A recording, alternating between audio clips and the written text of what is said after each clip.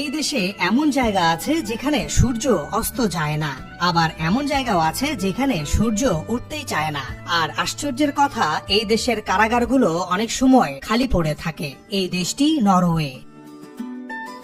কেমন দেশ নরওয়ে? ইউরোপের মানচিত্রে নরওয়ে যেন এক লম্বা ভাঙ্গাচোরা রেখা, উত্তর থেকে দক্ষিণে টেনে রাখা। পশ্চিমে আটলান্টিকের ঠান্ডা ঢেউ, ভেতরে তীক্ষ্ণ পাহাড়, গভীর ফিওর্ড আর বরফে মোড়া উপত্যকা। দেশটির আয়তন 3,85,203 বর্গ কিলোমিটার। নরওয়ে কোনো সমতল দেশ নয়। এখানে ভূমি খাড়া, রাস্তা বাঁকানো, আর প্রকৃতি প্রতিনিয়ত মানুষকে মনে করিয়ে দেয় এখানে শেষ কথা মানুষের নয়। এই দেশটি স্ক্যান্ডিনেভিয়ার অংশ। সুইডেন, ফিনল্যান্ড ও রাশিয়ার সঙ্গে স্থল সীমান্ত থাকলেও নরওয়ের আসল পরিচয় গড়ে উঠেছে সমুদ্র ঘিরে। হাজার হাজার কিলোমিটার দীর্ঘ উপকূল আর গভীর ফিওর্ড নরওয়ের ভূগোলকে শুধু সুন্দর নয়, জটিলও করে তুলেছে। অনেক গ্রাম আছে যেখানে পৌঁছাতে এখনো নৌকায় ভরসা। 2025 সালের হিসেবে এই দেশের জনসংখ্যা প্রায় 5.5 মিলিয়ন। এই কম জনসংখ্যার বিপরীতে আছে বিশাল প্রাকৃতিক সম্পদ ও খোলা জায়গা। ফলে এখানে শহর আর প্রকৃতির মধ্যে দূরত্ব কম। রাজধানী অসলো আধুনিক, পরিচ্ছন্ন, প্রযুক্তি নির্ভর, কিন্তু শহর পেরোলেই পাহাড়, বন আর নীরবতা। অর্থনীতিতে নরওয়ে বিশ্বের ধনী দেশগুলোর একটি। তেল ও গ্যাস তাদের অর্থনীতির ভিত্তি হলেও এই সম্পদ তারা একা খরচ করে না, ভবিষ্যতের জন্য সঞ্চয় করে। পাশাপাশি জলবিদ্যুৎ, মৎস্য ও সবুজ প্রযুক্তিতে বিনিয়োগ নরওয়ের দীর্ঘমেয়াদী ভাবনার পরিচয় দেয়।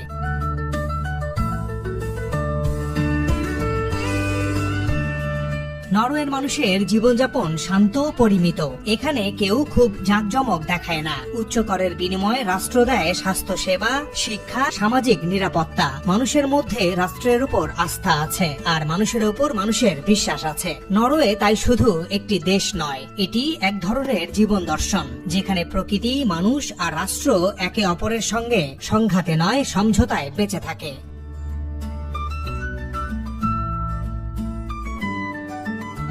যে দেশে সূর্য ডোবে না, ডুবলে ওঠে না।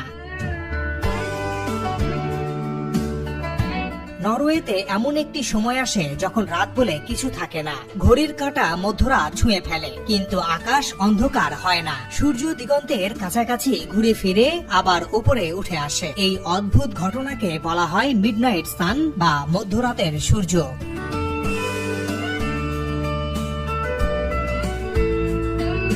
গ্রীষ্মকালে, বিশেষ করে নরওয়ের উত্তরাঞ্চলে টানা কয়েক সপ্তাহ, এমনকি মাসের পর মাস সূর্য ডোবে না। এই অভিজ্ঞতা প্রথমে বিস্ময় জাগায়, পরে শরীর আর মনকে বিভ্রান্ত করে। মানুষ ঘুমোতে ভুলে যায়, শিশুরা বুঝতে পারে না কখন রাত।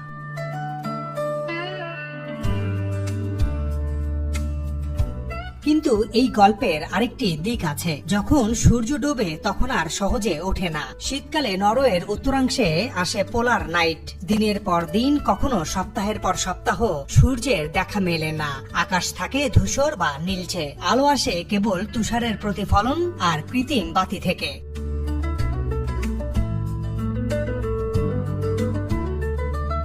এই দীর্ঘ অন্ধকার মানুষের মানসিক শক্তিকে পরীক্ষা নেয়। এই অন্ধকার নরওয়ের মানুষকে ভেঙে দেয়নি, বরং তারা শিখেছে আলো বানাতে। ঘরের ভেতর উষ্ণ আলো, জানালায় মোমবাতি, ছোট উৎসব, একসাথে বসে সময় কাটানো, এসবই তাদের টিকে থাকার কৌশল। অন্ধকার এখানে শত্রু নয়, অভ্যাস।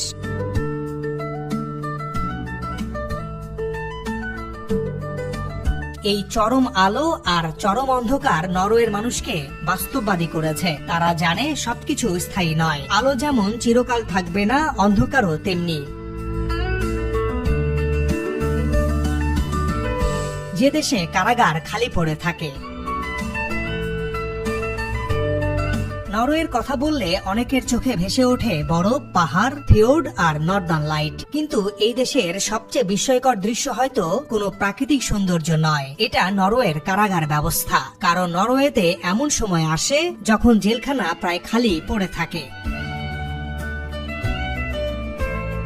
শুনতে অবিশ্বাস্য লাগলেও নরওয়ে অপরাধকে শাস্তির চোখে নয়, মানুষের ব্যর্থতা হিসেবে দেখে। তাদের ধারণা খুব সহজ, একজন মানুষ অপরাধ করেছে মানে সে সমাজে কোথাও ব্যর্থ হয়েছে, আর সমাজ যদি তাকে আবার ঠিকভাবে গড়ে তুলতে পারে তাহলে সেই মানুষ আর অপরাধ করবে না।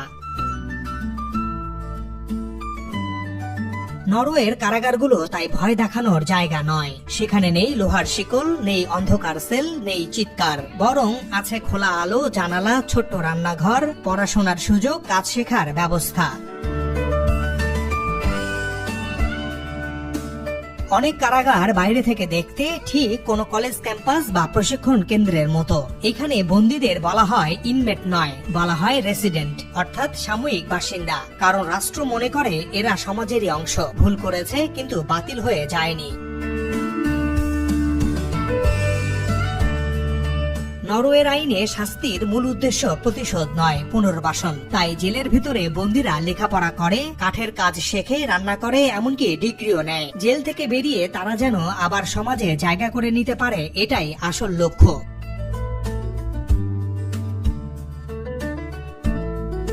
এই ব্যবস্থার ফল ভয়ঙ্করভাবে আলাদা। নরওয়েতে অপরাধ করে আবার অপরাধে জড়ানোর হার পৃথিবীর সবচেয়ে কমগুলোর একটি। একবার জেল থেকে বের হলে অধিকাংশ মানুষ আর ফিরে আসে না, ফলে নতুন করে বন্দী বাড়ে না, পুরনো কারাগার ফাঁকা হতে থাকে। কখনো কখনো নরওয়েকে অন্য দেশ থেকে বন্দী আমদানি করার কথাও ভাবতে হয়েছে, কারণ জেলখানা চালু রাখতে মানুষই নেই।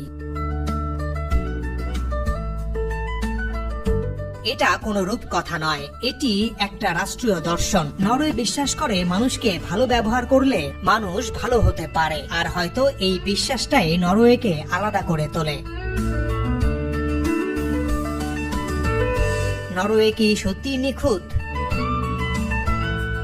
বাইরে থেকে নরওয়েকে প্রায় নিখুঁত দেশ মনে হয়। উচ্চ জীবনমান, কম অপরাধ, শক্তিশালী কল্যাণ রাষ্ট্র, সবকিছু যেন ঠিকঠাক। কিন্তু নরওয়ের ভেতরের ছবিটা এতটা সরল নয়। এই দেশেও আছে চাপ, দ্বন্দ্ব আর নীরব সংকট।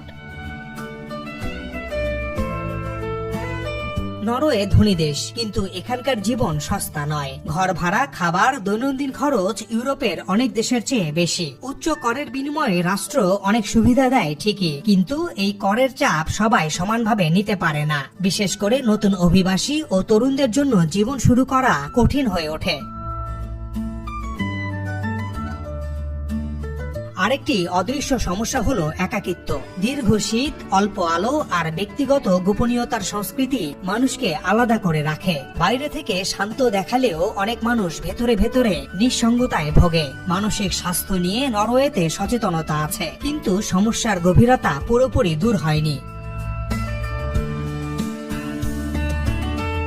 নরওয়ে সমতার কথা বলে, কিন্তু বাস্তবে সামাজিক দূরত্ব এখনো আছে। শহর আর গ্রামের ব্যবধান, স্থানীয় আর অভিবাসীর মধ্যে অদৃশ্য দেয়াল, প্রজন্মগত ফাঁক, এসব নিখুঁত ছবিতে ধরা পড়ে না। সবচেয়ে বড় প্রশ্ন আসে ভবিষ্যৎ নিয়ে। নরওয়ের সমৃদ্ধি অনেকটাই তেল ও গ্যাস নির্ভর। জলবায়ু পরিবর্তনের যুগে এই নির্ভরতা কতটা টেকসই, সে প্রশ্ন নরওয়েও এড়িয়ে যেতে পারে না।